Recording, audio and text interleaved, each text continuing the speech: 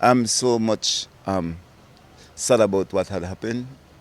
I don't know how much it will take for me to really get over it. It's not my brother, but it's my cousin. Then the committance of the crime is my son. So that put me Really in tough a spot. tough Yeah. spot where it's a half and half. An emotionally overwhelmed Reginald Hamilton continues to mourn the murder of his cousin, more so because his 24-year-old son, Tishaun Hamilton, has been arraigned for the fatal stabbing of 17-year-old Eaton Lamb.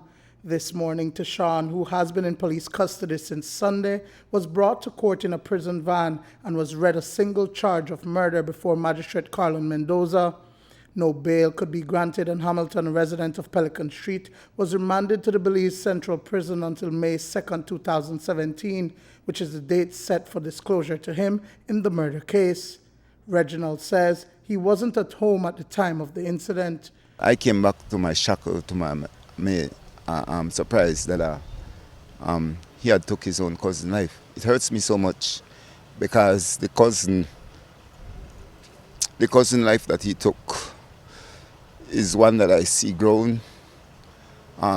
His mother helped me to grow my son or my sons, especially Tishaun. So that boy life that he took, the mother of that boy is deceased, but she's like a mother figure to him too, because she was even working inside my shop with me for some 2-3 years.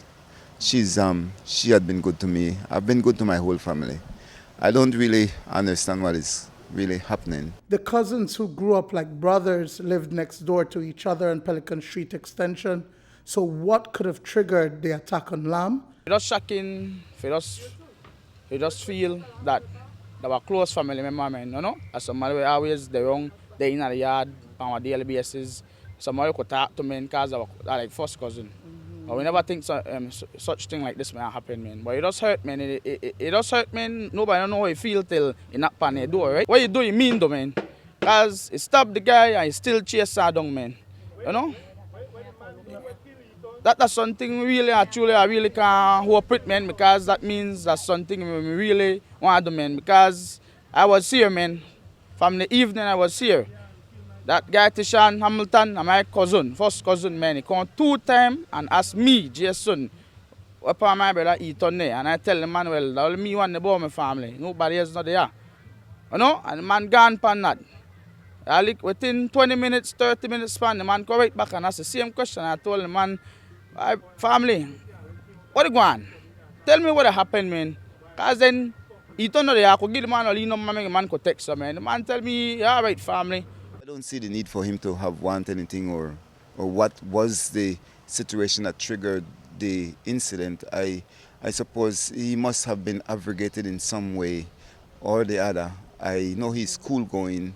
I don't know if alcohol was a contributing factor. I don't know really nothing. All I know is that the wound that he inflicted, if I, in my right sense, I would not. I'm on the preservation board for life, and it hurts me so much because when a person take life, I have a zero tolerance for that. I'm taking care of people all over, and it hurts me so bad to know that my son took a life. Eaton was stabbed twice to the chest and back, but ran several blocks from his attacker, who was in hot pursuit.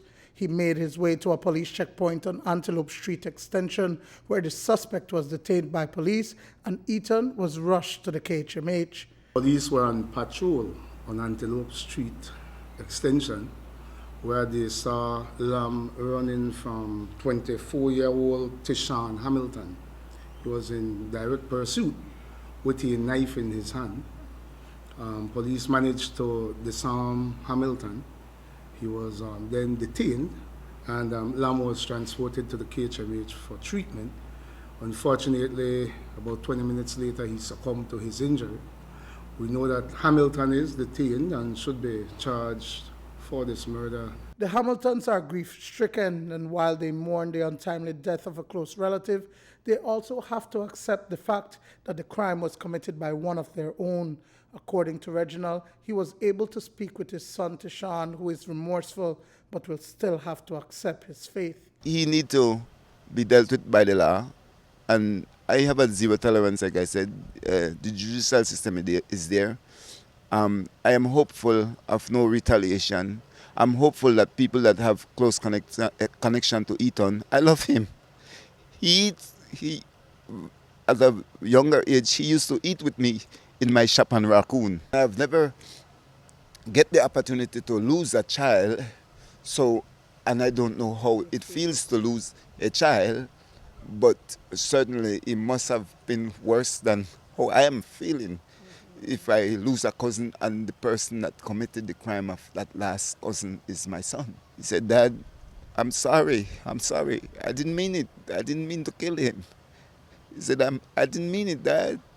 I said, "Well, man, there's nothing I can do to change it. You cannot bring back a life. You know, a big man now, man." I said, "I'm not going to take my hand to wipe off you, but you got to deal with the repercussion of a last life." Duane, Moody for News 5.